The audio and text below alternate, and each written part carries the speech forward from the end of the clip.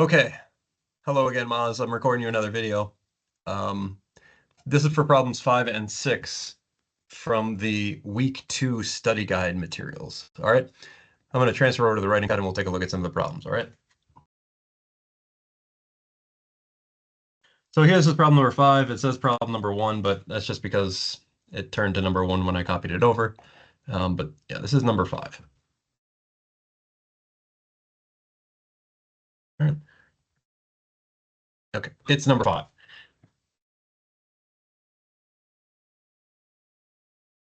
Okay, milled glass fibers are often used as short fiber reinforcement in inexpensive processing applications. Find a datasheet for milled e-glass fibers attached to this assignment. Okay, I didn't attach it, but I'll just bring it in here now so that you can see it. Here's the data sheet for the ball milled fibers right here. Okay, these come from fiberglass. They're 1/16 inch in length, and then they have an approximate diameter of 16 microns. All right. So this is the data sheet that I'm referring to for that particular problem. Assume you'll use these milled glass fibers to manufacture a short e-glass fiber plus vinyl ester matrix composite and calculate the longitudinal elastic modulus for 25% volume fraction fully aligned short fiber composite. 25% volume fraction fully aligned short fiber composite using the Cox model. So we got two different models here, the aligned short fiber and the Cox model. And then a 25% volume fraction randomly aligned short fiber composite. Okay, so let's get after this. All right, we just kind of talked about this, but let's talk about the equations that we're going to use. Here, we're going to use help and psi. And we're going to calculate E1. So we'll use EM 1 plus psi eta VF over 1 minus eta VF. That's the help and psi equation. That's the simplified micromechanical model. And in this case, we need to use a value of xi that incorporates the length of the short fibers. So here, xi is equal to 2L on D, right? That's the value of xi that we use for the aligned short fiber model when we're calculating E1, right? Okay, so most of this stuff is known. E-glass has a modulus 73 GPa. Okay, so EM is known. Volume fraction of fibers, we're assuming 25%, so that is known, right? Psi we can calculate. Okay, so let's calculate it relatively quickly. This is 2L on D, 2 times the length of the fibers. The fibers are 1/16 inch in length. So if we pull that data sheet back up here it says they're 1/16 inch milled glass. So you can convert this to micrometers. I think that's probably the best way to do this. So 1/16 inch to micrometers. It's 1,588.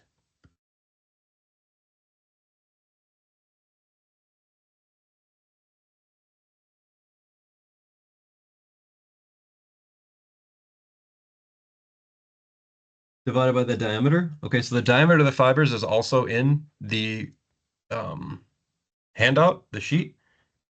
So here it says the filament diameter, or the diameter of the fibers, is 16 microns. Okay, so 16 micrometers. Okay, so this will be divided by 16. So if you punch this in, we'll use a value of xi here of, let me get my calculator, 198.5. I'll just say 200. Right. So that's the value of xi that we're going to use in this simplified short fiber model. So that value will go up here. Okay. We would also need to calculate eta. Remember what eta is? It's EF over EM minus 1 divided by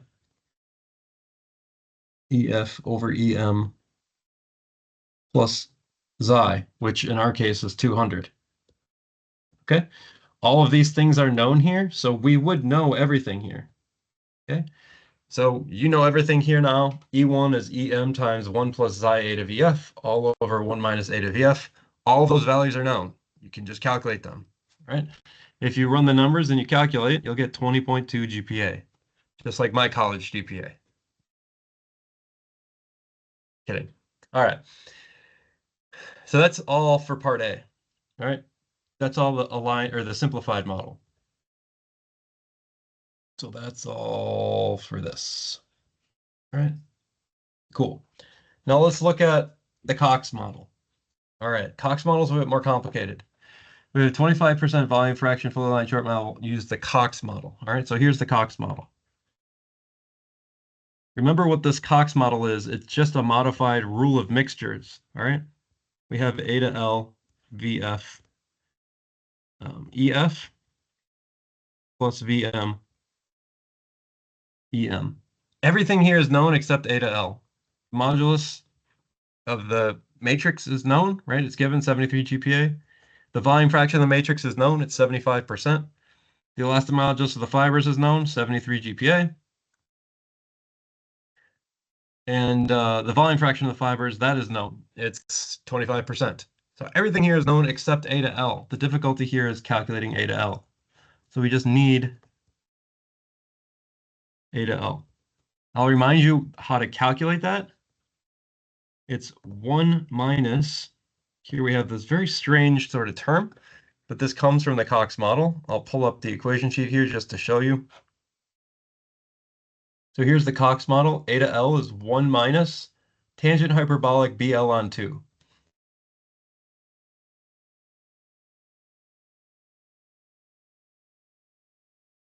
Divided by BL on 2. Okay, length we know. So that's good. B we do not know. B is called the Cox variable. We do not know B. Okay, so let's continue our journey. We need this variable little b. Okay. This variable little b is also part of the Cox formulation, and the calculation for little b can be found here. It's this sort of complicated formula here. 2gm divided by EF RF squared natural log 1 over square root VF, all to the 1/2 power. All right, looks complicated, not that bad. All right, so here b is big parentheses. The denominator is EF, radius of the fiber squared times 1 over the square root of the volume fraction of the fibers. Okay, that's fine.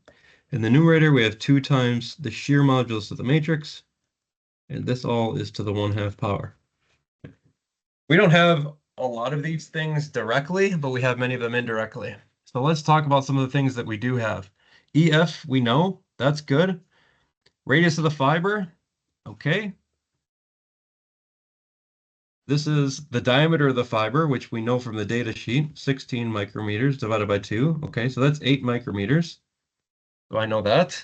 That's nice. Volume fraction of the fibers, I know, it's 25%. The shear modulus of the matrix. This one's a bit complicated and requires you to know some mechanics. And specifically, we can calculate the shear modulus of the matrix, understanding that it's isotropic, using elastic modulus of the matrix divided by 2 times 1 plus nu of the matrix. This is a relationship that exists for isotropic materials. Hopefully you remember it from your mechanics of materials class. This isn't really a topic in composites. It's a mechanics of materials kind of thing. All right, so you can calculate this. The modulus of the matrix is 4 GPa. Poisson's ratio of the matrix is 0.3. So you could calculate this. 4 GPa divided by 2 times 1 plus nu of the matrix is 1.3. So you calculate this, you could get the shear modulus of the matrix. It's 4 divided by 2.6, I guess, is 1.54. Okay, so now we have that as well. All right, we have all this, meaning we could calculate B. All right, fine. That means we could calculate A to L, and we could calculate E1. That's how you do that. Punch all that in, you should get 20.5 GPa. Bang. Part C. A 25% volume fraction randomly aligned short fiber composite. Okay, now we got some problems. So here's part C. So instead of being fully aligned, we have some randomly aligned.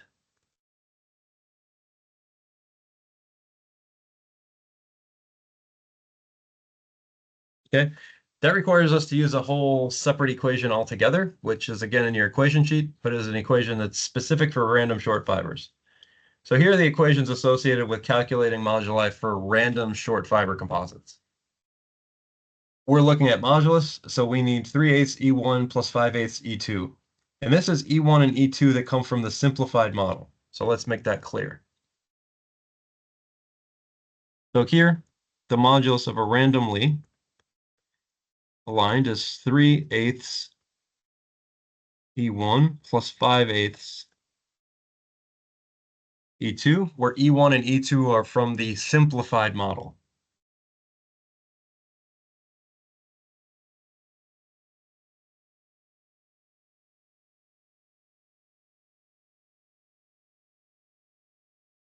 All right, E1 from the simplified model we already have. We calculated it as part A of this problem, right? It's here, E1 using the simplified model, right? 20.2 GPa.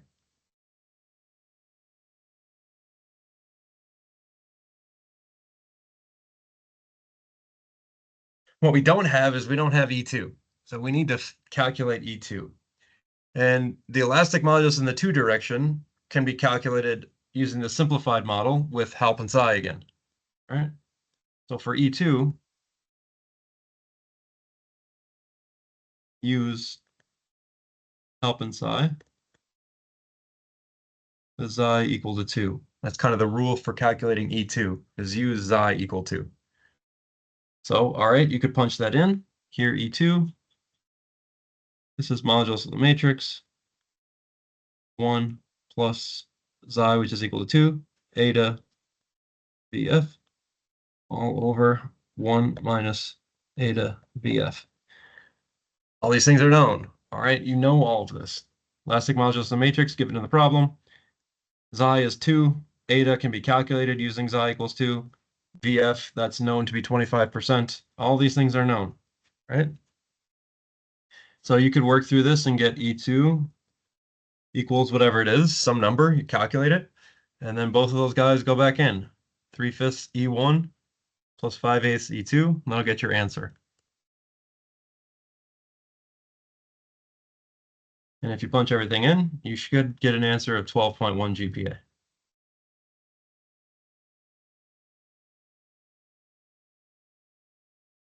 All right, so that's the methodology. All right, that's problem 5 from the study guide.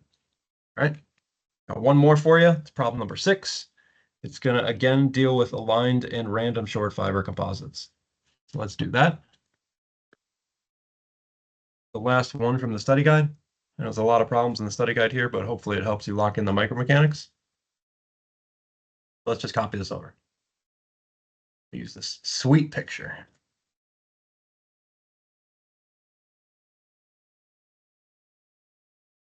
Okay. Short fiber reinforcement is sometimes used in the fabrication of fiber reinforced thermoplastics in injection molding. In one such process, a molten thermoplastic plus short fiber mixture is injected through a rectangular cavity. Okay, so here's kind of some pictures of that. So here's this rectangular cavity, and we have thermoplastic flowing this general direction that has short fibers in it. All right. The resulting flow field in the rectangular cavity creates a pattern of fully aligned fiber on the edges of the cavity. So here's the edges that have fully aligned fibers, edges with fully aligned fibers, here and here. And randomly aligned fibers in the center of the cavity. All right, so in the center of the cavity, you have this sort of situation going on. We're here in the center, it's randomly aligned. For this problem, assume we're making AS4 carbon fiber plus PEEK composite using this process, and that the flow direction is shown as the one direction.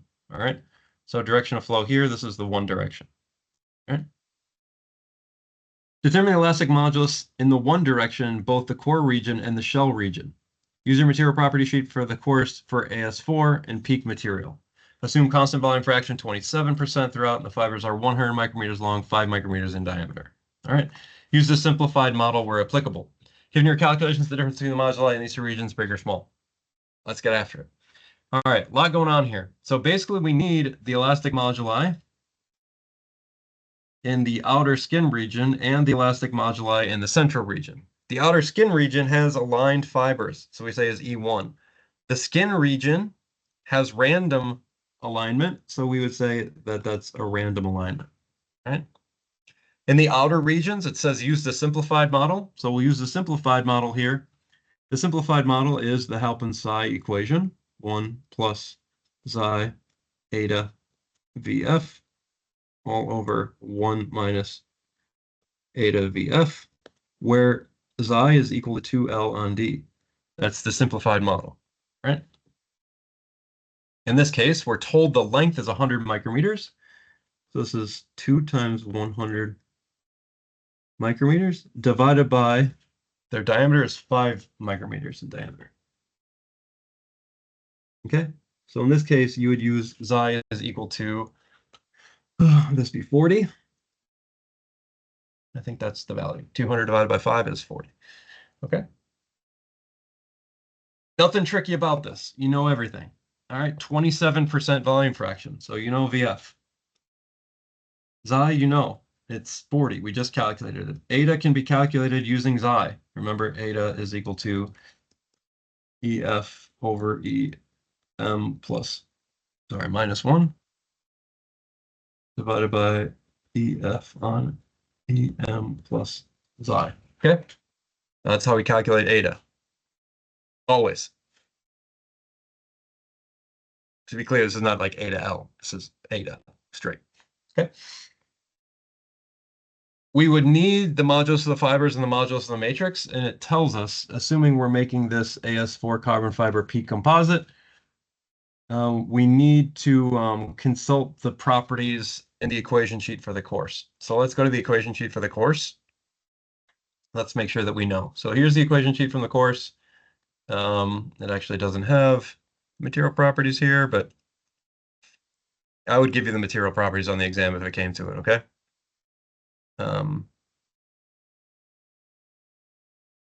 Here's the material properties from the course. Here's AS4 carbon fibers, and they generally have a longitudinal modulus of 235 GPa. All right, so AS4 fibers have E1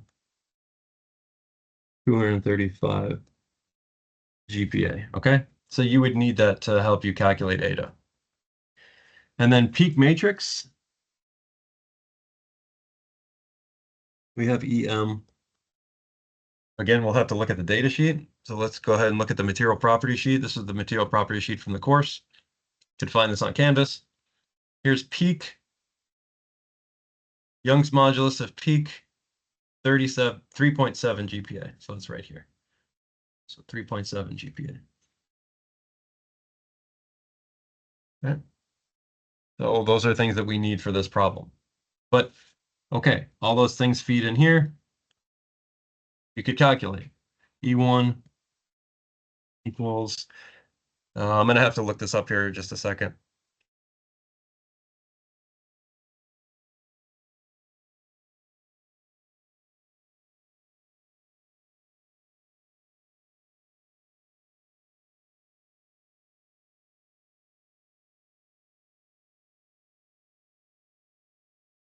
Oh, I don't even have it. Well, that's too bad.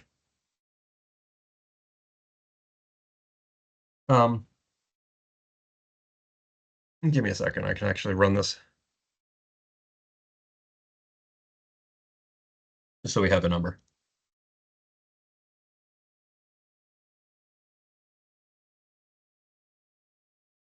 So this is the same as E in the shell, which is going to be 33.3 GPa. Okay, same thing.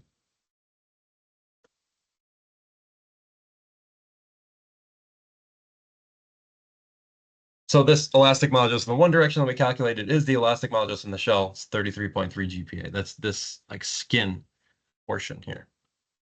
All right. Next, we would have to figure out what's the elastic modulus in the central region, in the core region. This requires us to look at the randomly aligned short fibers. This will give me 3/8 E1 plus 5/8 E2. This is on our equation sheet. Again, it's a combination of both the longitudinal and transverse moduli of the materials. E1, we know, we calculated it already. This is the same E1 as up here. And now we have to look at the elastic modulus in the two direction. Okay, again, this comes from simplified short fiber model.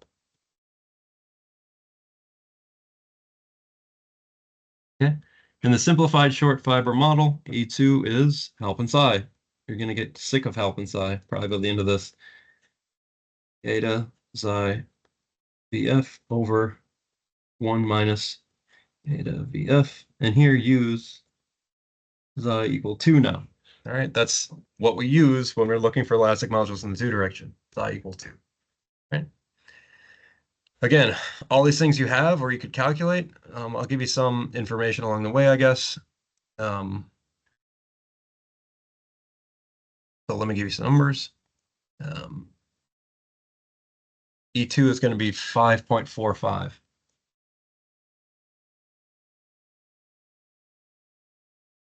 If you calculate this all out.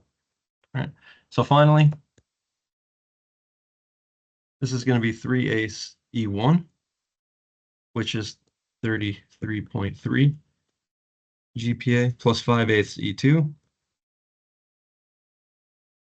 which is 5.45 GPa, and you finally end up with a randomly aligned of 15.9. Okay, and that's how we go through all that. And this is this core region. Okay, that's it. Those are the problems. You got to get good and you got to know help and psi. I mean, we've done a lot of help and psi stuff. Continuous fiber, short fiber, randomly aligned, partially aligned, fully aligned, etc. You got to know how to do help and psi. I can't pass you in this class if you don't know how to use help and psi. All right. So that's that. Study up. See you Friday.